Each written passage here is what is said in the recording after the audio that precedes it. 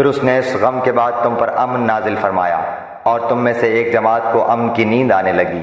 ہاں کچھ وہ لوگ بھی تھے کہ انہیں اپنی جانوں کی پڑی ہوئی تھی، وہ اللہ تعالیٰ کے ساتھ ناحق جہالت بھری بدگمانیاں کر رہے تھے اور کہتے تھے کیا ہمیں بھی کسی چیز کا اختیار ہے؟